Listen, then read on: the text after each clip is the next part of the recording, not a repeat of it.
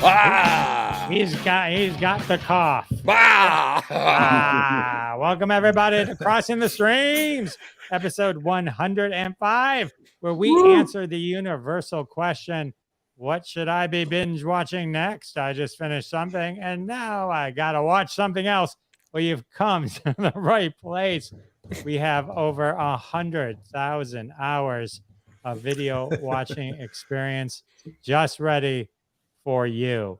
We got a loaded guest roster for you today. We got Tony Berardo, Zach, Ant Wiseman, and Mick Manhattan. But first, we got to do the theme song. Tony, everyone here has done it a million times. So Tony, kick us off. Here's the story of some lonely fellows who spent way too much time watching the TV. All of them have jobs and friends. Well, not really. Just between you and me. Zach. They made a live show out of their hobby. Every TV watcher's TV watching dream. Jeff and Sal and Rob and Ron and Howard and Mick and Zach and happy birthday, Lee. They call it Crossing Streams. Yeah, Mick, take it home. And then one day, you son of a... And then one day, they went live on all the platforms. You could hear the people laugh and shout and scream. Screaming they were. Still can't find another word that rhymes with platform. But man, we cross the streams. We cross the streams. We cross those streams. That's the way we do it here. Happy birthday, Lee. Hey, is Lee here? Is Lee here? We got Lee here. Lee, I hope she's here. It was Lee's birthday a few days ago. Happy birthday, Lee. Happy birthday, girl. Happy birthday to Lee. This is all for you. Wow. It's literally it's the only. Oh, are we singing this? I was gonna watch it. Here, watch this. Oh, wait, what? There we go. Boom. Wow. Yeah. No, Don't this will be the one night she doesn't watch. No, she's there. She's there. Happy birthday to you. Okay. Happy birthday to you. There she is.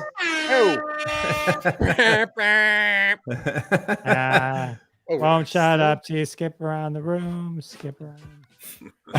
Remember, happy birthday. Remember when COVID first hit, the CDC guidelines were to wash your hands, and people actually said, well, how long do I wash my hands? And they said, for as long as it takes to sing happy birthday. Right. And then the whole country, and then you had the Marjorie Taylor Greens going, do I have to do the how old are you part? And that's why we're all going to die right there. That's the reason. I do remember washing my hands so much. Yeah. That my hands, I think everyone did this. Your hands got all. I didn't do it. I was that I wore like 5 gloves, and if I did anything, I just like rubber band shot gloves off, like at the bank. If I did anything, it's like just gloves off. These are sterile gloves. I'm out of here. Love it. So the Grammys were on, and I have to say, I kind of went viral, guys. Yeah, you did. Wow. Yeah, you did.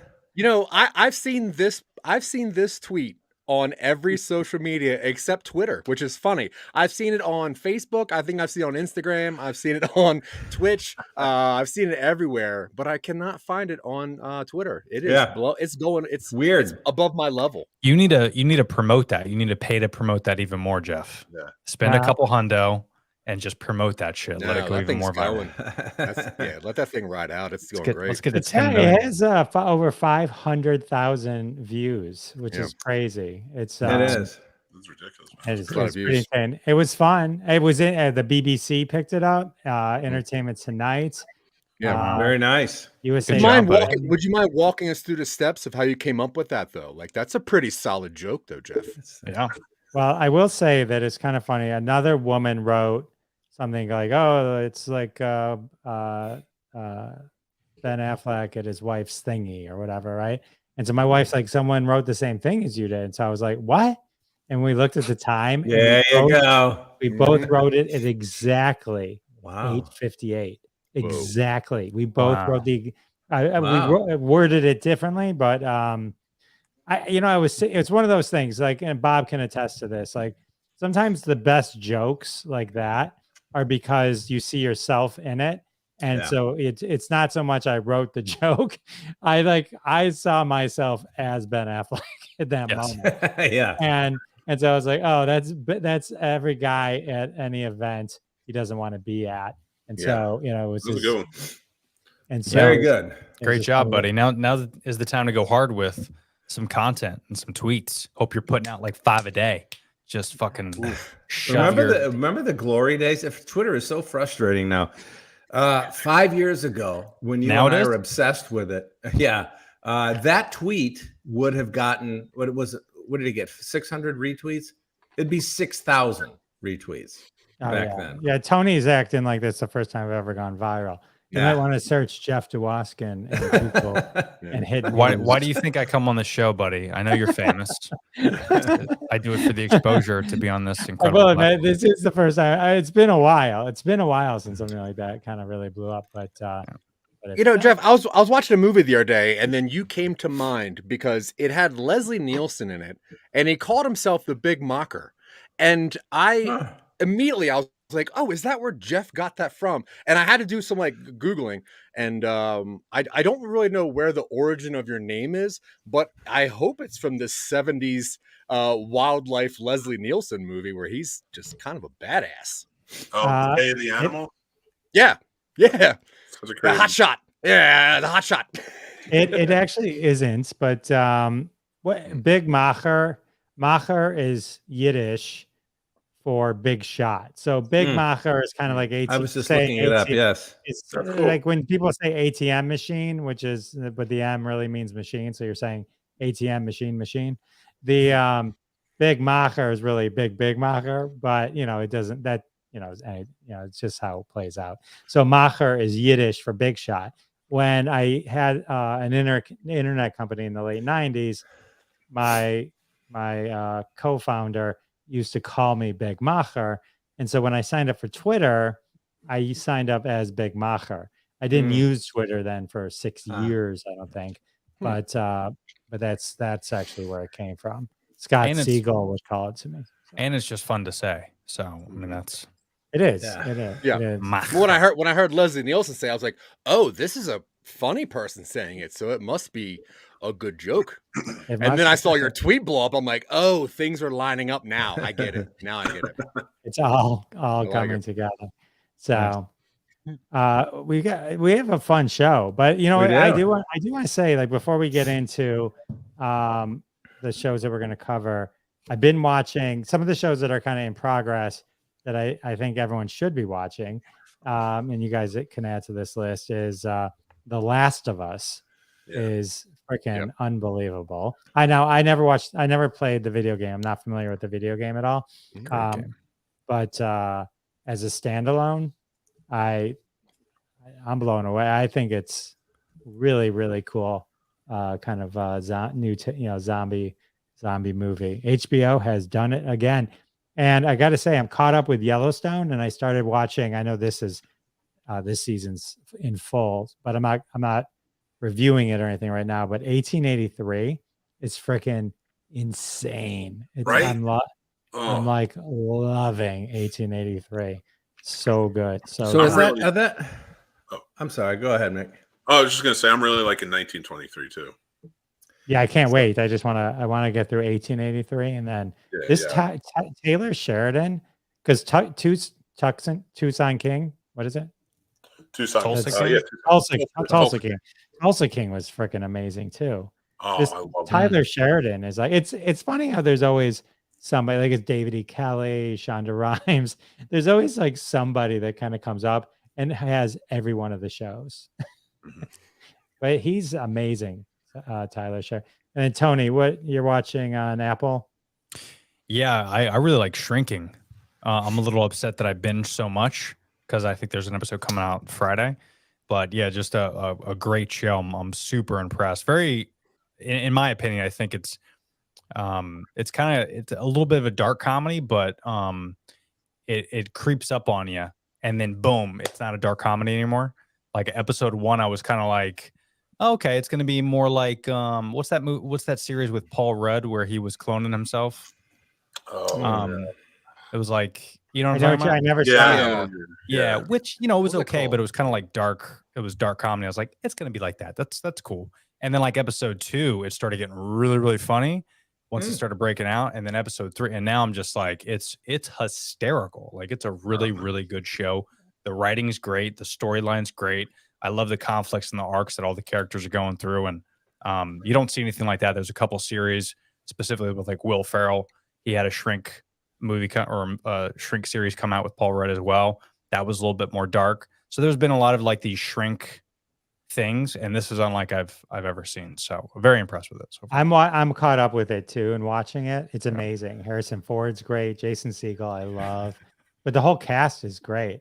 And So Jerry put up this thing about Pedro Pascal. Interesting. But let me say also, I'll add to that, his Saturday Night Live that he was just on was probably one of the funniest episodes in forever. His Mario was perfect. Yeah, that's funny.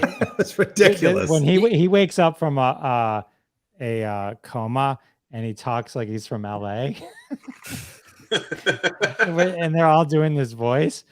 I mean, it was so funny. So He's funny. great, man. Pedro's great. It really is. Nothing was funnier to me in the last year than that scene in the Nick Cage. Was it? I just want to say being Nicolas Cage. It wasn't. What the hell was it? Him and Pedro. And Pedro, yeah. Ron Lippett, by the way, is in India right now. So Hey, Ronald. Yeah.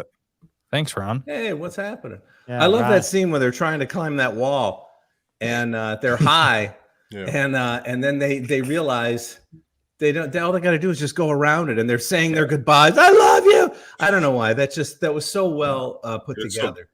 So amazing. Pedro has that cool way of just feeling like he's your friend. Like when you watch him, it's like that's just a dude who's like walking his dog. He's such a great actor. And yeah, when it comes like the shows, he kills it. His movies, the Nick Cage one, but Wonder Woman not so good. But he was good. He was good in it though. I mean, I guess. I guess. I guess. All right, let's stop guessing and move on. Yeah. To I aspire to be a radio disc jockey. The episode 104. This is episode 105. So we have right now 104 hours and 12 minutes streaming on YouTube. Last week we talked about the 90s show, Chance, Ghost Story, Night Court, the reboot, and Dope Sick. We even had a special pop-in guest from James Healy Jr., who was in Dope Sick. But today, oh man, Cunk on Earth, Unsolved Mysteries, Paranormal Rangers. Bob is to Unsolved Mysteries, is to what Sal is to rom-coms. We have You People and Poker Face. So it's quite a collection. Diverse. Quite. Can I ask who reviewed Ghost Story last week? Because I loved that movie. Oh, I thought it was you. Was it Ron? It must have been Ron. I was away. I was not on. Look, you didn't even know when I'm on or I'm not. Yeah, I think it was. Oh, there you go, Ron. Yeah, it's definitely Ron. I love that. Wait, what'd you guys think of that 90s show? Because I'm not gonna lie, it was slightly better than I thought it was going to be. Yeah, I think so too. Marcy reviewed it. She liked it. She liked it. I've never liked Topher Grace more. I've never loved Ashton Kutcher as much. It's a real sitcom, and you don't get those anymore. Yeah, especially on Netflix. Yeah. And no one's happier than Topher Grace that they made that show, because dude was going nowhere. He had quite a thing going, and then he does. You know the weird thing about Topher Grace, he does his own Star Wars edits. Like if he has a YouTube channel where he will edit the Star Warses the way that he thinks that it should be told, and they're like legit from a fan point of view, and not like this is Topher Grace doing it. He's an interesting nerd, and but he settled down after he won his Oscar for Win a Date with Tad Hamilton. So I mean, he's just kind of chilling. So that 90 show is just a nice visit. Spider-Man 3. Let's chill. I'm gonna Wah. Let's talk about Poker Face. This is on Peacock, and we're going to turn it over to. We're going to let Mick do lead off.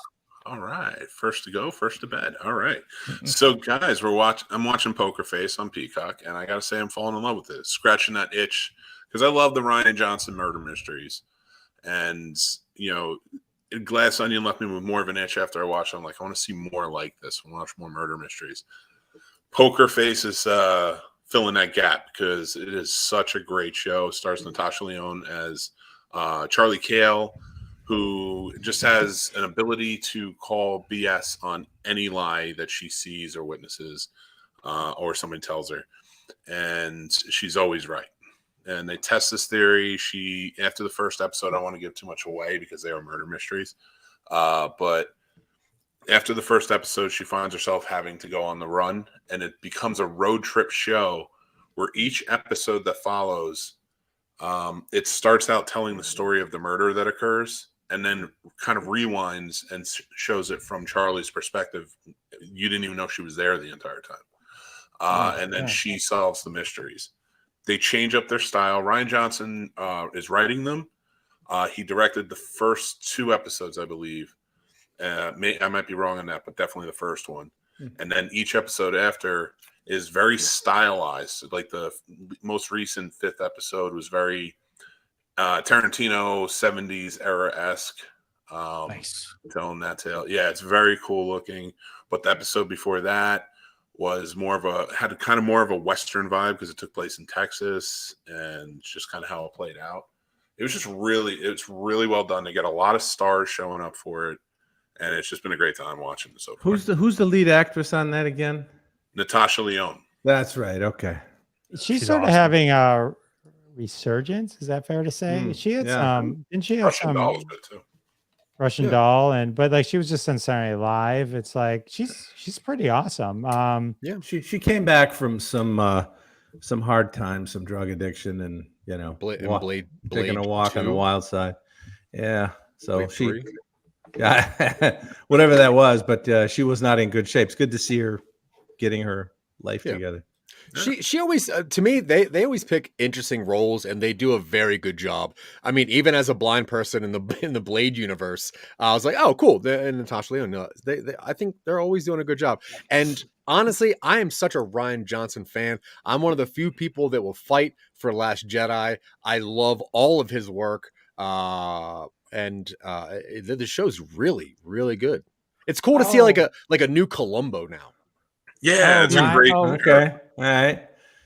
Okay, so Ryan. Oh, that's right, Ryan Johnson, the guy who ruined Star Wars. I forgot.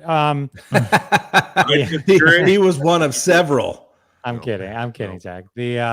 Okay, so I watched the first episode, and the first episode was, I will say, amazing. And I will say I went into this having absolutely no idea what this show was at all, other than I knew she could tell if people lied or not, right? Mm-hmm. So the first episode almost kind of doesn't encapsulate itself, but it sends the series in a, like I haven't got to episode 2 yet because I had no idea where this show was even going. Like I had, the idea of it becoming a road show. I mean, I know she goes, she's on the run and all that kind of stuff, which I don't think, but like, I couldn't figure out what the show was going to be. It wasn't, it's just kind of a week to week mystery thing. And then I think whatever the episode, the stuff that we won't say happens in the first episode, I'm guessing then threads through and at least makes an appearance every now and then. I will say this, the one thing that I really like about it is you see her go through something and meet somebody who teaches her something along the way. And not only does that go on to help her later in the mystery, but it carries over into other episodes. You'll see her closing up a car with super glue she learned from a trucker. But the next time she encounters somebody who gets hurt, she has the super glue. So it ties every episode in together and it shows she's learning on the road. Yeah. And it's clever the way they tell you like who the killer is right off the bat. Like there's there's really no question, which is cool because when you think back that old Hitchcock thing, it's like if you have two people sitting at like a booth and like they have a whole a whole dinner, and then at the end you tell them there was a bomb under the table, it's not that impactful. But if you tell them before they sit down there's a bomb under the table, then the whole time you're curious like what's happening. And it's kind of the same thing with this show where like who the killer is. So it's more like almost a backwards kind of thing of like how are they going to get caught, how is she going to figure this one out or solve it. So it's interesting. I agree. I love the style of know who it is and then make the writer and the story work up to it. I like that a lot.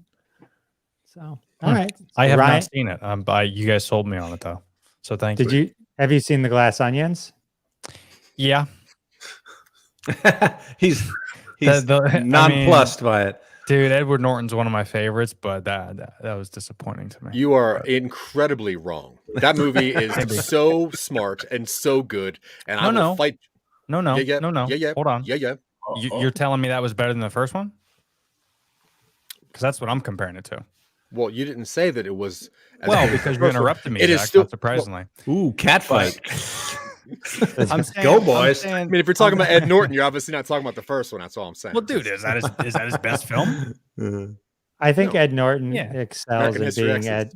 pretty much Ed Norton in every film. Yeah, I mean, I didn't say it was a bad movie. I just said I was disappointed. It was Edward Norton. I go in thinking it was going to be the greatest thing ever because I love Glass Onion. I love Norton, and it was an all-star cast. But I was like, watching the choices Edward Norton makes while trying to be a smart idiot is incredible. Like him playing that guitar the wrong hand is so cool, and then throwing it in the sand. Him playing Blackbird, which is about taking something from the black community, and everything about that was good. Well, just the ending alone summarized his entire character beautifully. Where, I mean, spoiler alert, it was just like that was the epitome of every billionaire that we think and what they are. I mean, he did a great job with that. But yeah, the whole movie, it was like the first one I loved so much, and I think I just went in with high hopes. But it was good. It was good. I enjoyed Glass Onion a lot, and I thought the brilliance of Ed Norton's parody was that was filmed at least a year ago, and it matched up exactly perfectly to the time. All right. Well, speaking of matching up right to the time, let's talk about Cunk on Earth. This I'm excited to hear all about. Zach, take it away. I only come on a show to fight people. I don't even know what I think anymore. I'm going to start this review off with a quote. And the quote is, "Insanity has limits, but stupidity has none." And that's by Elbert Hubbard. This show, to me, really caught me off guard. I'm a fan of comedy. I'm a fan of weird shows. I'm even a fan of documentaries. So when I saw that Netflix put out a new mockumentary, I was all over it. I love the idea of mockumentaries. I like spoofing things. I like when people can pull off deadpan satirical humor in an intelligent way and make other people look stupid with their own words. That, to me, is priceless comedy. Now, this follows Philomena Cunk as she comically tells the story of the greatest inventions and asks experts hard-hitting questions about humanity's progress. Now, obviously, Philomena Cunk is not a real person, played by Diane Morgan, but this character was designed. So in 2013, there was a show called Charlie Booker's Weekly Wipe, and it was actually written by the guy who created Black Mirror. And Diane Morgan was a writer and a comedian on there, and they came up with this character, Philomena Cunk. And what they wanted to do was to go at things with a, quote, open mind and inane questions. So Cunk, who plays it as though they are David Attenborough. So they pull off that kind of mode while they're talking to people, and they do this mockumentary, history of the planet, species, the culture. Attenborough obviously would come across as deeply intelligent and thoughtful, but you won't realize that Cunk is purposely trying to sound stupid to make the person who's talking to them explain things to make themselves ironically look even foolish. And it is so well done. They ask questions like, was early man made out of the same sort of meat as us, or did it have a brand name like beef or pork? And having people that like really, study the Bible, having them trying to figure out how to answer that question. And obviously, like, it borders on the edge of being too awkward. But to me, it's deeply amusing, and I love looking at academia through a foolish kind of eye, and I'm super into that. So yeah, so Charlie Booker's Weekly Wipe is where the show started, or this character started. They've had shows, Cunk on Shakespeare, Cunk on Britain, Cunk on other humans, and then this is their newest one, which is Cunk on Earth. It's fantastic. There are 5 episodes. They're only half an hour long, so they're super, super quick. And it's like, if you remember Ali G, when Ali G first came out, and how he would ask people questions, and you couldn't tell if he was joking or not, because you've never seen that style of humor before. It brings all that back, where people don't want to be asked questions from a white woman like that, so they kind of skirt around things and sound kind of goofy. But Cunk never breaks. So deadpan, so beautifully well played. I love it. I've watched every episode twice now, and it is so good, because I love LG. Is it real people that she's interviewing? It's real people, and some behind the scenes let them know, like, hey, she is going to be telling jokes, so they kind of understand that it's a joke interview, but she does interview actual academia, and real people, and they try to answer seriously. I love how hard the interview subjects work to give her something, because she's so stupid. Yes, so she's uncomfortable to watch. Yeah, I mean, she's a brilliant comedian, but the questions are just so achingly stupid. And you watch, the fun for me is watching these people try to she can't be this dumb, and to try and give a serious answer, and she just twists it and blows it up in their faces. I love it. Yeah, it's so clever the way it's done, because it's just kind of people just being flustered and almost making fun of themselves. And the second it came on, I'm like, oh, this is the new Ali G, and that's exactly what I was looking for, because comedy, it's so TikTok, it's just it's consumable stuff. You just watch it and you kind of forget about it. You watch it and you forget about it. This is one of those things that kind of sticks with you, because it's slightly different than what you're just gobbling down. Love it. Nice. Yeah, it kind of looked like, originally it looked like Religulous, which is like one of my favorite documentaries. I mean, they kind of go through that a little bit, but in a funny way, and it is a mockumentary. 100%. That's cool. Nice. Okay. They're a good example of using TikTok a lot. Like I mentioned in the pre-show, I discovered her on TikTok. I'd never heard of this before. I'm not even sure I realized it was on Netflix. So I'm going to have to actually watch the show. Yeah. But I would watch her clips. I mean, the way she delivers, I mean, is straight lace as like you can be, and like saying the most ridiculous things. It's so She's funny. Great. She actually has a great she's done a lot of stuff with Ricky Gervais. And there's what's that fucking show? It's a UK show. I think it's called Episodes. Extras? Yeah. Extras. Thank you. Loved it. She's amazing. That's when I first saw her. That show is too funny. It's the best. I love that show. Which one was anything that? Ricky Gervais does? Is one?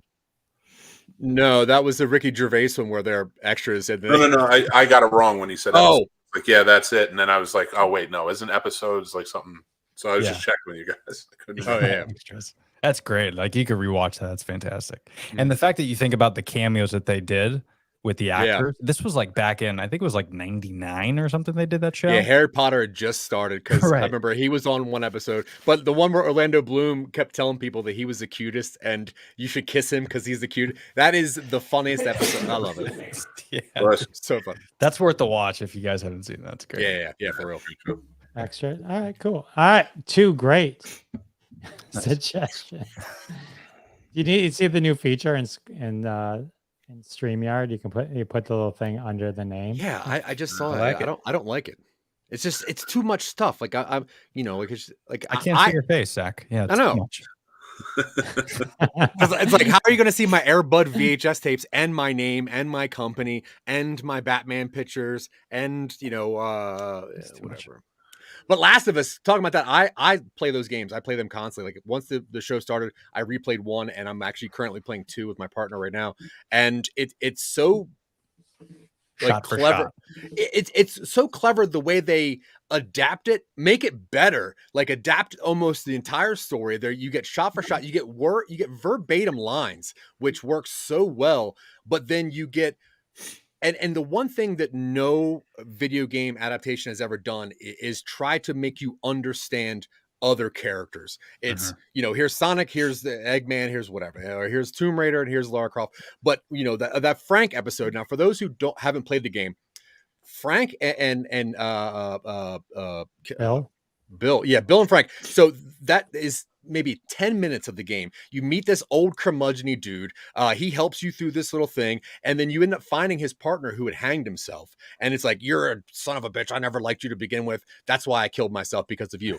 And so when that show was coming on, then you know that like Nick Offerman's playing that character. It's like, oh man, this is going to be so crazy. And then they give you that beautiful storyline where they subvert like what the game players are expecting, but also giving you such a beautiful, like well done and well written storyline that just adds, it just adds that flavor to that beautiful stew. Yeah. Really Zach is talking about episode 3 of The Last of Us. It's an extra long episode. It's like an hour and 16 minutes, and it plays like an entire movie. It's like that satisfying. So good. It's like you could almost watch that episode alone. I mean, don't watch the whole thing. Well, that's actually how I got my daughter to watch. I was like, hey, watch this one episode and tell me if you like this feel, because she's never played the game. Apparently there's like a 3-hour director's cut of that episode, and I would love to watch that. But I would watch an entire spinoff on like the entire thing, because the whole thing's like 20 years. Yeah. So I'd love to see a whole series of just how that 20 years plays out. I mean, like two broken people finally finding love in like a broken world, and then just trying to just make each other smile. That is the best thing that you can possibly think of, and I love it. And the fact, by the way, let's all mention this, because here's the elephant in the room. The fact that the world is so fucked up now, excuse my language, Chef, I'm sorry, I keep forgetting. That it's so messed up, the world, when we as a population, like humanity itself, every single continent, every single person, there is still a portion of people that think that episode was garbage. And that to me is like, what are the memes that are going around and the ball busting that's going on? That's so stupid. Those should people agree on only one thing. Yeah. I saw somebody say like, oh, Last of Us is it's just a gay. The game has been game 1 was gay. Ellie was gay in the first game. Bill was gay in the game. Like those characters are those characters. Whatever. I would have said it was woke if like they were both transgender. Then I would have been like, all right, guys, we're crossing the line now. But if that's what the game was. Yeah, if that's what the game is. But it adapted exactly to the game, and it did it beautifully and made it way better, to your point. So it's like, it was just fantastic. But, all right. Speaking of maybe fantastic, we don't know yet, because we're going to talk about you people. Tony, take it away. Today on Crossing the Streams, we're talking you people. So who's seen this? Show of hands. Okay.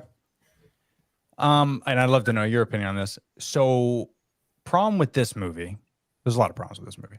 But problem with this movie is, again, I went into it with high hopes. I'm thinking like, meet the parents.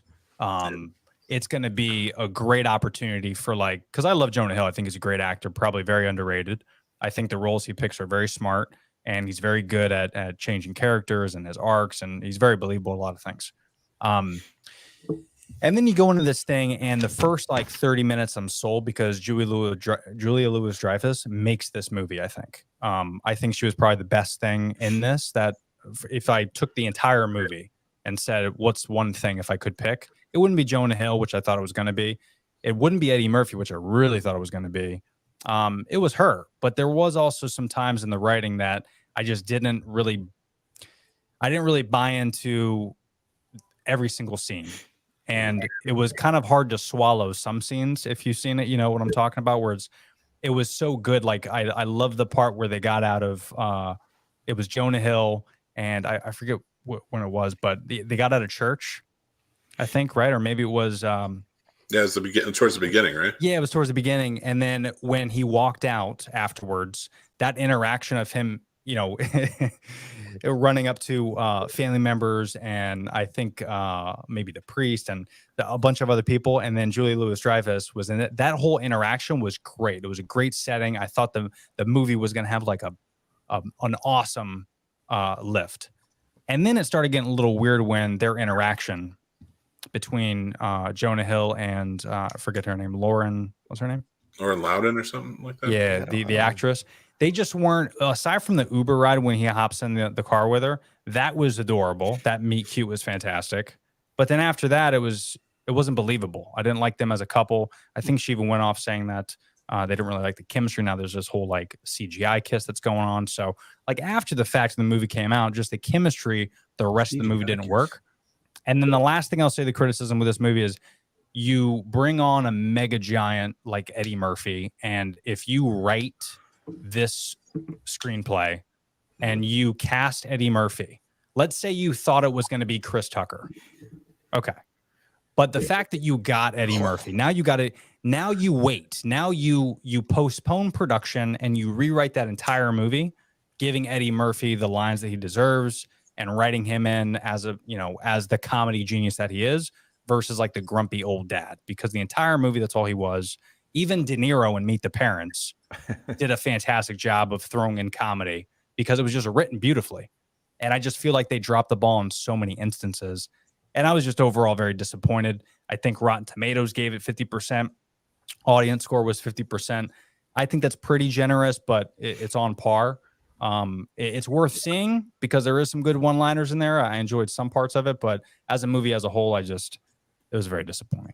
So, yeah, I got to agree with you. It was very dicey for me because even a lot of the character decisions at different points seemed very off. yeah. Like it's completely changing to who we were building up to the entire time. Like David Duchovny, what are you doing? Yeah, That was and kind of that was like it just keep repeating, and it's like, why are you keep this joke going? Yeah, it was literally just one long joke. I mean, Julie Louis-Dreyfus, honestly, she was trying to me too hard, and everything was just like, I'm a woke mom. I know what transgender is. And then Eddie Murphy's like, I don't like white people dating my daughter. And like, that was the entire movie. And to me, the best part, unfortunately, was Jonah Hill's reflection of the bad acting and the bad lines that he had to go against. But yeah, that movie was just, it felt like it was like 2007. It felt so dated. Like it was just, yeah.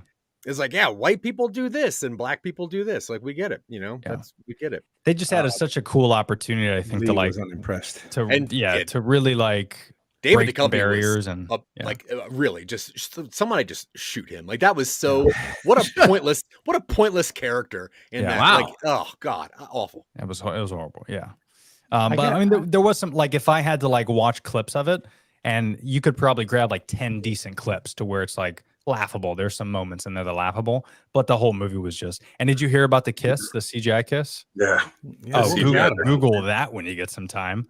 Yeah, it's so weird. Yeah, apparently, like if you rewatch the movie, which I had to watch the ending of it, because Andrew Schultz ended up saying that he was at the movie and they didn't kiss. They just stopped rolling, and it turns out in post-production they CGI'd in a kiss. So now like CNN's on it and everyone's on it. Is it as bad as The Baby and American Sniper? Is it that worse? I thought you were going to say Twilight. I thought you were going to say Henry Cavill's mustache. Yeah, that was bad too. That was rough. The thing about You People to me was the fact that his podcast career just really took off in 3 months. Like, For real. You know, I will say though, side note on that, it is fascinating how like there's a lot of shows that are just adopting podcasting. It's cool to see. You know, like as a podcaster, I'm they're sure they're so successful, like immediately. It's like, I got a podcast where I talk about true crime and I'm the most successful one ever. I can't take days off. It's like, what? Have you tried making a podcast? And if friends you with do have a podcast, remember, submissions are still open until February 10th for the Snobby Awards. There you go. I got to say, with You People, I was the Jewish person in me. I'm always a little turned off when they kind of position Louis Farrakhan as a positive thing, like where, Yeah. and like Eddie Murphy, like they had some kind of clip, and I was just like, ugh, I don't, Yeah. couldn't even imagine. Like that to me is like, anyway. And that was only a way to lead up to, when they stomped his The fire That hat. was- Yeah. that was the only way. But yeah, it was Not good. hard to watch, man. It's Yeah. unfortunate. What a killer cast! And I love Jonah Hill. Like love I even Jonah Hill's amazing. text Jeff. I was like, watch Stutz on Netflix because that was beautiful. Like I've never like bawled so hard at Jonah Hill. Fire. Learned some Yeah, that stuff. was But good. yeah, Jonah's great. Even Maniac was great. But this was just so expected and so. Ugh. Jonah's brilliant in the Wolf of Wall Street. He's great in the one Yes. where they're Yeah, selling arms. Yeah, American Yeah. Hustle. Mhm. Well, American Hustle too. But what's the one with the Oh. guy who was in Fantastic War Four? Dogs. War War Dogs. Dogs. Yeah, I he's love great, that yeah. one. He's Dude, I mean, well, even Moneyball. Like he's Yeah. great. In Moneyball. everything. He's amazing. Yes, very But this is- subdued. I mean, I he's like been that. nominated for an Academy Award at least Yeah. twice, right? I mean, Yeah, but just this movie was just such a. Ugh. And he wrote it too. Yeah. Very It unfortunate. was annoying. Yeah. it was But dude, annoying. well- watch Stutz though. That's Oh, yeah, for that's real. probably one of my favorite docs that Yeah, I've seen this watch year. Stutz. It'll make you a better human. For all right, sure. well, you know what else will make you a better human? Unsolved Mysteries, Paranormal Rangers. Bob, You Phillips. know what? I can't get this out. I have to get this out of my head. That baby scene in American Sniper. I just because that I love that movie, and I remember watching it in the theater going, "That's a fucking doll. He's holding the fucking," and they don't even make the least attempt to conceal that it's a doll.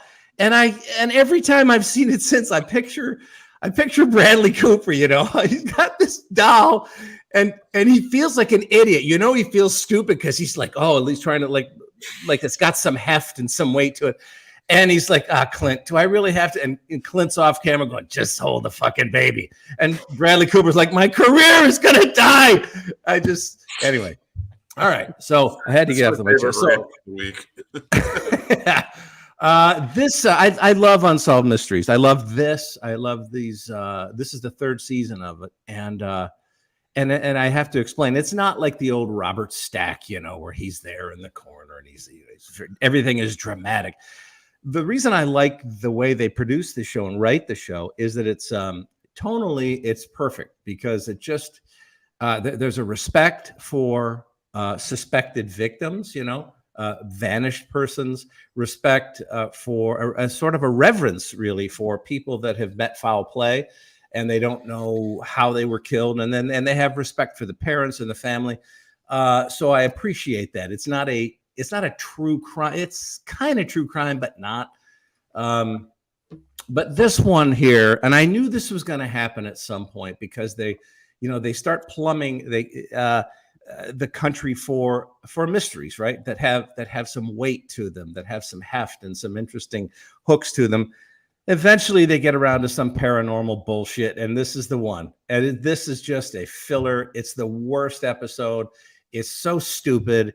It's so pandering. It's for the QAnon Bigfoot fucking MAGA hat idiots out there, and I can't tell you how disappointed I am because it starts off like there's going to be a real human story to this, and it's because it's about two guys who formed or were appointed to and formed this the Navajo Rangers like 20 years ago, and they and others have a very somber duty to patrol a 27,000 square mile area of like Arizona, New Mexico, and Utah, and it's the Navajo reservation out there, and somehow these guys just went way off, and now they're investigating paranormal. Paranormal to me is just like bullshit. It's synonymous with bullshit, and this is so stupid. The linchpin in this episode is that they found that Bigfoot sightings go up in exact proportion to UFO sightings in this area of the country. And I thought, okay. And then they draw this parallel. They go, oh, well, that's because Bigfoots are aliens. This is the big, You know, the thread running through this stupid thing, and these people are setting up trail cameras. And there's some, you know, I mean, I have trail cameras on this property I have up north. I can see a deer at 4 a.m. clear as day. I know it's a deer. If there's 12 of them, I can see all their antlers, their eyes. But these people, all they get is these black blobs, you know, falling around, and they have no idea what they are. They call them shapeshifters and skinwalkers and all this fucking horseshit. And it just goes on and on to the point where you're incredulous 5 minutes in, but then they want you to believe that these are aliens. Like Bigfoots are aliens, and they've traveled from some, you know, who knows how far. They've mastered warp drive and have come here from another galaxy. And yet there's a woman who lives in a trailer, and her doorknob saved her because they couldn't negotiate, you know, turning the knob on the door. It just goes on and on with this thing. And I got so disgusted with it, I turned it off with 10 minutes left. So I can't even tell you the ending. Who cares? Don't watch it. It's terrible. Well, Bob, you have to understand that when you get to a certain level of intelligence, just mediocre things like doorknobs don't. My daughter cannot understand how to work a VHS tape. Like, she looks at it and she does not understand it. Like, she doesn't know there's a rewind button. So you got to think, when you're that far advanced, what is rudimentary, like a doorknob? I don't know how to use doorknobs. All true, except these are 9.5 feet tall beings who apparently punched holes in another trailer, but couldn't punch this door down at trying to get at this woman. Anyway, so I just it's so obviously filler to you know, fill the number of episodes. 10. Okay, that's the 10th episode. Netflix, we're out. We gotta get some more ideas. So don't watch. But you'd think that for 10 they wouldn't have to do filler. Isn't that the whole idea of doing 8 Maybe episodes? it's 10. I don't know. Like, Yeah. if you remember, but I'm just saying, not 24. Right, exactly. Yes. But if And you they- remember, like, the old ones though, like, did anyone watch the old, like, Yes. Oh yeah. I watched all the time. does any stand out in your brain? What story stands out in your brain? Do any? DB Cooper. I mean, that was a national story For some 40 reason, years ago.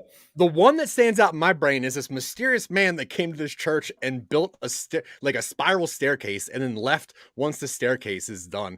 And that to me was the scariest thing that, you know, Robert Stack could tell me. So now that you're telling me that they're back to paranormal stuff, I have to go watch this show again. Well, watch that one, and I hate to tell you, you'll be bored to tears.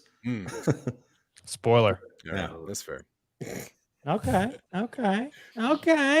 Very opinionated tonight. I'm sorry for the swears. I'm not sorry. I'm sorry. That show deserves all the degradation I can heap on it. But I'm sorry to our viewers that I dropped F-bomb. We give it 1/2 a Sal job. Yeah. But in all fairness, the Delaware episode of Unsolved Mysteries, the non-paranormal Rangers, was good. Quite good. Everything on that is. Is it really called Paranormal Rangers? Paranormal Rangers? Yeah. I thought it was a joke. No, it's for real. So stupid. The Tone Rangers. Well, Good things. all right. Well, what else we got? Anybody else random stuff?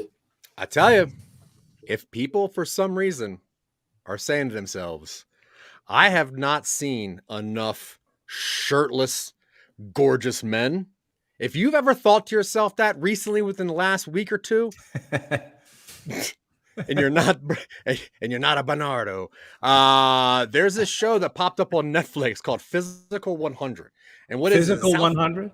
Physical 100. Okay. And it's a South Korean show where it takes the people that think they have the most fit body there, right? And they just show up, and it's 100 people, and they have to the first thing they do is find themselves by the cast of their chest. So they have to walk into a room and say, oh, that's my chest over there. And then everyone walks in and go, wow, that's a good looking chest. I mean, there's even just bodybuilding women. Like, there's beautiful, just huge people, and just muscular, Koreans. And it's 100 of them. And the very first challenge is they have to just hold a bar for as long as you can. Just hold a bar, and then you drop. And then the next challenge is you run out here and you grab a ball, and then somebody has to take the ball away from you.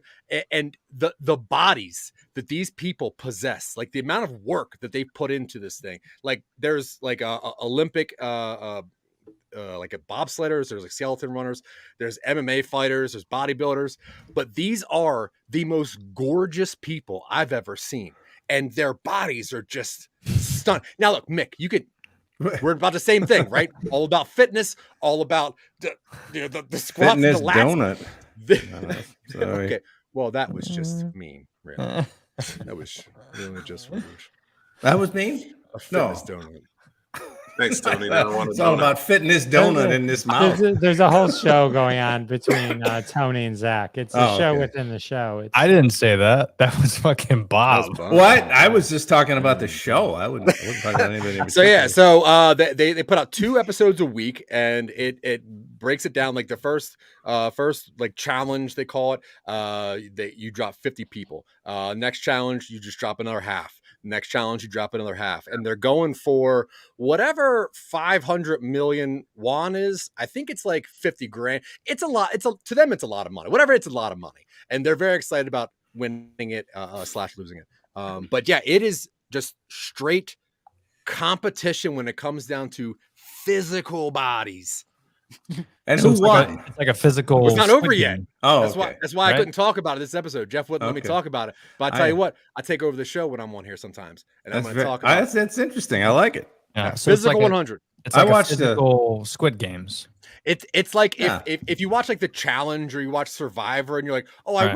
wish the competitions were harder. This is those competitions where it's like, a professional judo person and a professional MMA person, and there's just like a ball in a ring, and it's like, hey, whoever has the ball at the end of 3 minutes wins. The other person loses, and it's these guys like they don't even look at the ball. They just fight each other. They throw each other in the water and the sand, and they just wrestle. And then it's like rah, and then they run for the ball. And sometimes they get it. And yeah, Sounds the one I very just watched. arousing. They had to push. I'll do it, Jerry.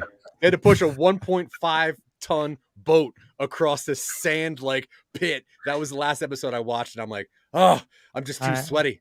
You're gonna have to come back and do a full Yeah. breakdown. I watched a video by Haircut 100, and it was Same thing. compelling. Yeah. Love +1, baby. Let's all say happy birthday to Lee one more time. Happy birthday, girl. Happy birthday, Lee. We appreciate you, Lee. Always being here. All of you guys that keep coming back week after week. Thank you very much. Well, I think another fabulous episode. Tony and Zach are still standing and not killed each other, so that's good. He chose the guys. right movie to not like this time. He Physical- he brought a movie I couldn't fight with, which is fine. And next up, the Batman. No, I'm just kidding. Yeah. The next I movie forgot. is Yeah. Did you not like that, Zach, the Batman? Oh, I I'm love sorry, that. Jeff. I- No, I it's loved great. it too. Tony didn't like. No, I loved it. It was I the did only too. movie we agreed on. Oh, okay. Yeah, maybe. maybe. I'm such a weirdo. I have the soundtrack, and I was listening to great. it this morning. I love Great it. score. I'll try. Yeah, good workout. Nothing plays better than old man playing Nirvana. Yeah. Classic. Mm. Love All it. right. Well, let's say goodnight. Mick, Thanks, say Jeff. goodnight. Nick, Hey, you mind if I plug the snobbies? just plug anything you want, my friend. Hey, all right, guys, check out the Scene Snobs. That's where I'm from. We have the 3rd annual Snobby Awards celebrating independent podcasting. You can submit now until February 10th. You just email thescenesnobs@gmail.com and we'll get you started on it. And yeah, so appreciate you. We're also putting together another Casters for a Cause for April 14th. So we'll be doing that. It's like our 12-hour marathon. So if anybody wants to join in or help out or anything, please just let us know. We're doing it for MS Research. Cool. Zach, tell us all about your 1,000 podcasts. No, honestly, I'm not gonna go check out Scene Snobs. Like they, everything they do is great. Him and Casey are super enjoyable. With the everything they do, movie reviews, the awards are great. I'm a multi-winner myself. That's how I know it's a legit, real thing. I subscribe to all of Scene Snobs, so please check out the Scene Snobs. Do not look at anything that I do. No, don't say that. Go check out Mick, I'm gonna cuss and make Bob apologize for it. Let me plug what I want to plug. Okay. Bitch. Tony, I mean, I feel super bad about plugging my podcast, and I just want to say, go check out Scene Snobs. But also, too, you could see in this little box. I got to say, it's confusing. Who's the host of your podcast? Yeah, it's you this guy. It's the talking hand. Yeah. Some So go gabagool. check out my podcast. We talk health, wellness, social media, and content creation. The Berardo podcast. You could find it everywhere you enjoy podcasts. It's And the I enjoyed smart being a podcast. guest on that show. It was very, very fun. Oh, I've Thank been you, a Bob. guest too. Tony's fun to be on. Yeah, Yeah, you guys that's are awesome. you guys are my most popular episodes. Oh, that's And, nice to know. Yeah, it's been listened over 4 times. So Oh, excellent. I'm I'm gonna, I'm, gonna go bastard. listen, I'm gonna go listen to mine after. And Yeah, I give it only a- listen to shows I'm on too, so I've never heard of your podcast, Bernardo. well, Zach, you're coming on I'm next. kidding. I'm just kidding. No, no. talk Bob Batman. Phillips, tell everyone where you're going to be, what you've sold out. all your Oh yeah, we sold out the Opera House in Traverse City, the Sal and Bob show. We at the Traverse City Traverse City Comedy Festival. It was a blissful experience. If we have more time next week, I would like to talk about it. things. Yeah, But it was Would have it was loved an great. Invitation. yeah. Well, you'll be on next. All you got to do is submit a reel. I don't 5 even know. minutes. I don't even know what we're talking about. Traverse City Comedy Festival. Oh, okay. Go ahead. Yeah. Go. You're dissing it. You don't even care what we're talking No, about. no, no. I do. Seriously. I meant an invitation to the Sal and Bob show. Oh, you've been on it. Well, you've been on the podcast. You've been on the live show I wanted to be on that episode. in Traverse City at the Yeah, Opera. that's why I'd have a reason to go. Well, next year you'll be on. All right, next year we'll do it. So Next year we'll do Crossing the Streams live and not invite Bob. Who's with me? yeah, you don't have to. So you can say, where am I? Saturday, I'm at Joy Manor in Westland for a Relay for Life benefit. Next Thursday, it's our monthly Sal and Bob show at Janetti's Hole in the Wall Theater in Northville. Nice. Amazing. I just did a Unbelievable. weekend of comedy at One Night Stands last week. Yes. That was fun. Mhm. And then that's it for 2023. But I will have the podcast. Sal, definitely check out the Scene Snobs. I was the big winner before Zach ever won anything, but whatever. Not true. And then Sal and Bob show. Check out that podcast. Check out Classic Conversations. I really love my current episode is with Howard Scott Warshaw, Atari 2600 video game designer legend, Yar's Revenge, E.T., the game. Such a fun. It's a fun. If you grew up with Atari, it's a really fun. Have you played the ET game? It's horrible, but that's not the point. Have you But- actually played it?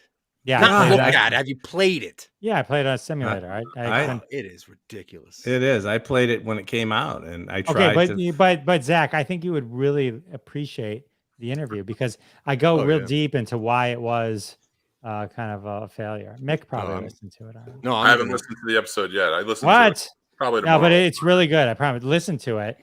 He's not defending ET by any means. But it's really good. It's really good. I like the Rita Lee interview. That was really good.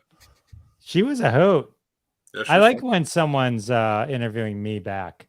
Like they ask questions. A lot of people don't ask questions, you know. you get to know him better. They have no interest in you. It's like, but sometimes it's fun. I had someone come on, he's like, he actually listened to some of the episodes. It was like, well, that's a refresh. So that's cool. Anyway, thanks everyone for coming. This was super fun. Thank you guys all for joining us. Great Love show, you. guys. Loved you all, and we'll see you next week. Actually, yes, if we may not be back next week, just so you know, I may have a thing I have to do. So if What? we may be, I'll post. I will I'll post. run it So- for you. We may be the back after, or Zach is going to run it. Yeah, for me. I'll run it for you. Okay. There we go. All right. And that has been another episode of Crossing the Streams. Join us every Wednesday at 9:30 p.m. Eastern Time, live on Facebook and YouTube. Follow the Jeff DeWaskin Show on YouTube to be alerted every time we go live with your hosts, Jeff DeWaskin, Ron Lippett, Howard Rosner, Bob Phillips, Sal D'Amelio. We're all in the socials. Follow us, listen to our podcasts, Classic Conversations, and the Sal and Bob Show. Check them all out, and we'll see you next week and every week when we cross more streams right here. See you then.